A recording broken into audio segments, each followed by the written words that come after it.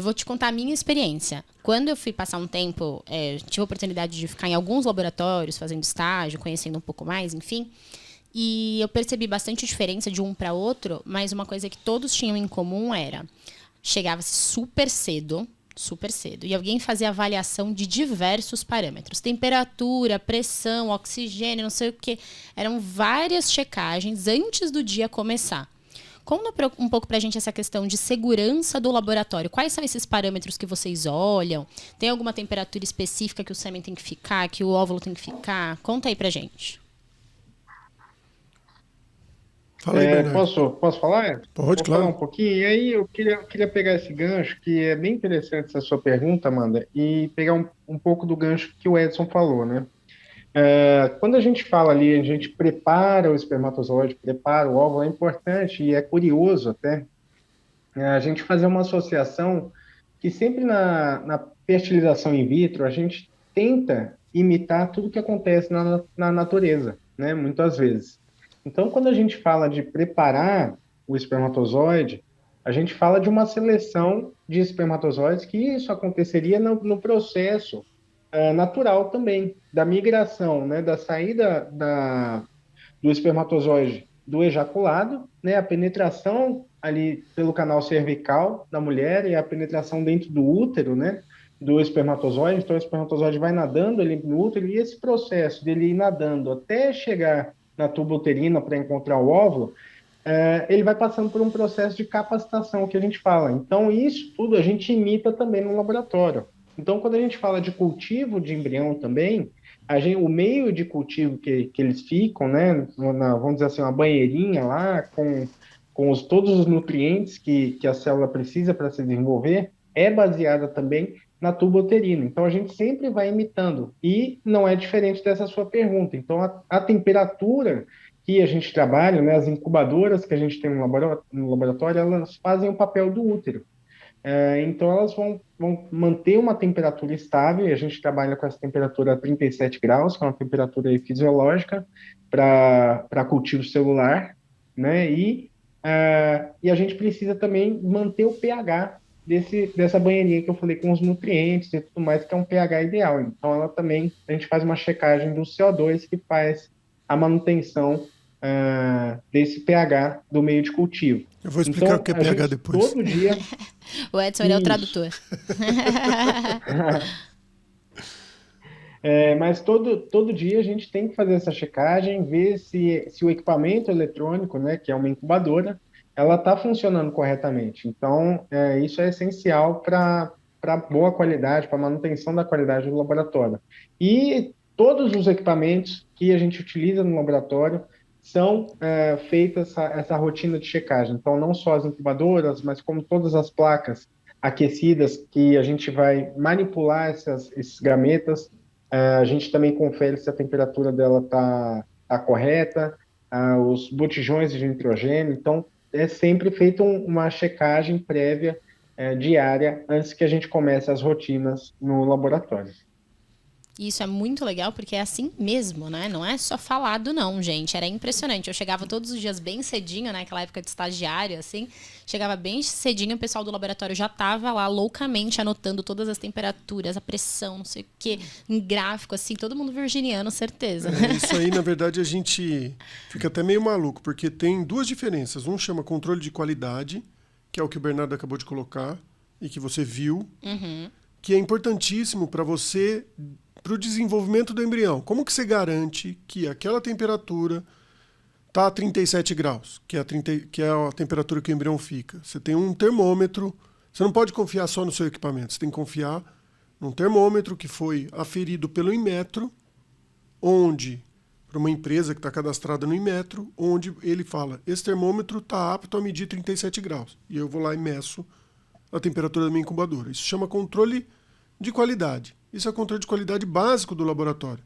Tem um monte de série de outros controles de qualidade, que é um tema bastante complexo. Tem um outro controle, que é o controle de segurança. Como que eu garanto que esse embrião não vai ser trocado? Isso é uma angústia das pacientes. Elas têm pânico disso acontecer. Como que eu garanto que o sêmen não vai ser trocado ou que o óvulo não vai ser trocado quando eu tenho vários procedimentos no mesmo dia? E aí a gente já viu casos até de pacientes que têm medo de ter vai ter outra no mesmo dia que eu, vai ter, sabe? Isso é super comum. E aí é onde o embriologista tem que mais demonstrar o controle de segurança dentro do laboratório. Tem alguns procedimentos bastante efetivos, e aí a gente sabe que quanto maior a clínica, mais o procedimento de segurança tem que ser adotado. Por quê? Quando a clínica é pequena, faz 10 casos por mês, você é a única daquele dia, provavelmente. Vai ser muito difícil você ter outra pessoa no mesmo dia.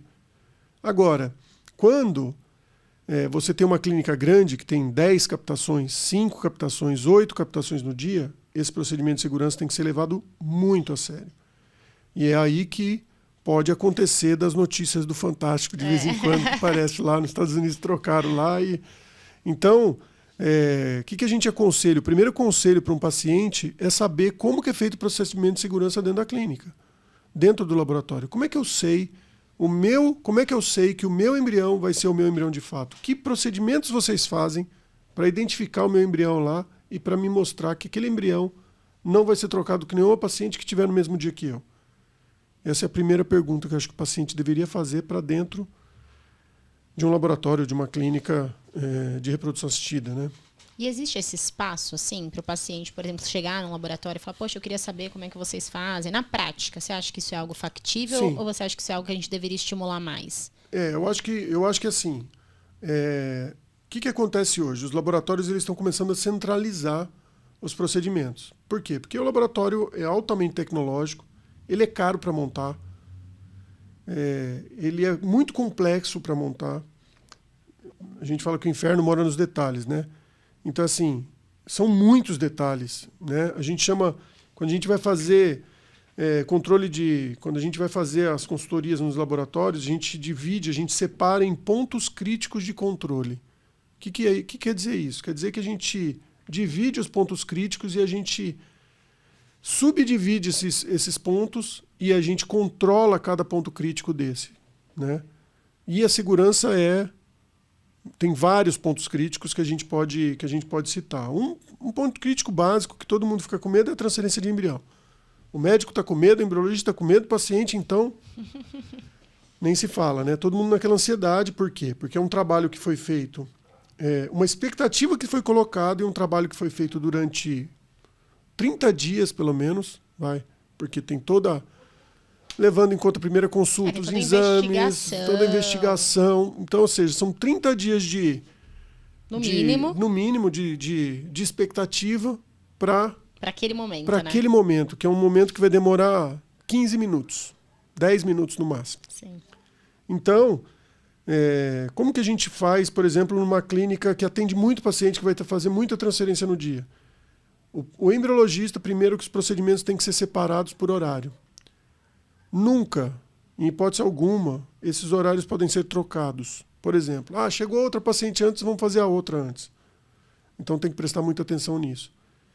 O laboratório ele tem que controlar tudo isso através, porque erro humano existe, então não pode ter erro humano. Então você tem que fazer, além da dupla checagem, tripla checagem, quádrupla checagem, 1000 checagens, você tem que fazer barreira física. O que é barreira física? Por exemplo, na transferência de embrião, o embriologista sai do laboratório, vai até a sala de transferência e pega a assinatura do paciente, onde eu sei que o paciente que está na sala de transferência é o paciente que eu recebi o prontuário, que eu vou pegar o embrião dele dentro da incubadora. E aí, com a ficha do paciente assinada por ele, que ele está na sala de transferência, a ficha, o prontuário do paciente que está com o embriologista, mais a placa identificada com os embriões do paciente, o embriologista ele faz a dupla checagem em cima desses 3. Então ele criou mais uma barreira de segurança para que ele impeça essa troca e saiba que aquele paciente que está dentro daquela sala é aquele paciente realmente. Isso acontece também, isso pode acontecer também, pode ser repetido também na coleta de sêmen, na coleta de óvulos e assim por diante. Então esse procedimento básico ele tem que ser feito, porque senão existe o risco sim de trocar. Né? Mas em laboratórios sérios, pelo menos os que eu tive a oportunidade de de vivenciar, isso era feito de uma forma bastante rigorosa, assim. Sim, isso é o maior medo, não é o maior medo só do paciente, isso é o maior medo de... Isso acaba com a carreira de um médico, Com acaba certeza. com a carreira de um embriologista. Assim, troca de embrião não pode ser um risco... Uma possibilidade. Admissível, não pode, né? Então, esse controle tem que ser muito rigoroso. Mas então, para quem está ouvindo, fiquem, claro, sempre procurem saber, né, desses mecanismos de checagem, mas fiquem tranquilas que em lugares sérios isso é muito bem protocolado e existem processos para que isso não aconteça, certo? Exatamente, por isso que a gente fala, o médico, eu já fiz muitas visitas com pacientes para mostrar como que é feito o controle de segurança, que é o que é mais importante. Controle de qualidade pro paciente, né? Controle de qualidade, o paciente não vai entender muito bem, né? Ele vai entender que precisa estar lá na temperatura, mas para ele tá tudo certo. Agora, o controle de segurança, é importante mostrar o fluxo de segurança do laboratório e o paciente ir visitar. Tá bom, eu vou me tratar nesse laboratório. Doutor, posso ir lá fazer uma visita? Quero conhecer, legal. Quero conhecer. E o laboratório vai ficar feliz de atender esse paciente. Já tem pacientes, já tem concierges que fazem isso, que são pessoas que entendem do processo. Essa visita mesmo, né? Legal. Exatamente. Então já existe concierge, já existem laboratórios que têm concierges que fazem isso, ou mesmo o médico pode ir lá com o paciente e falar, olha, é assim que é feito, ou o embriologista de lá vai atender o paciente e vai falar, olha, é assim que é feito. Legal.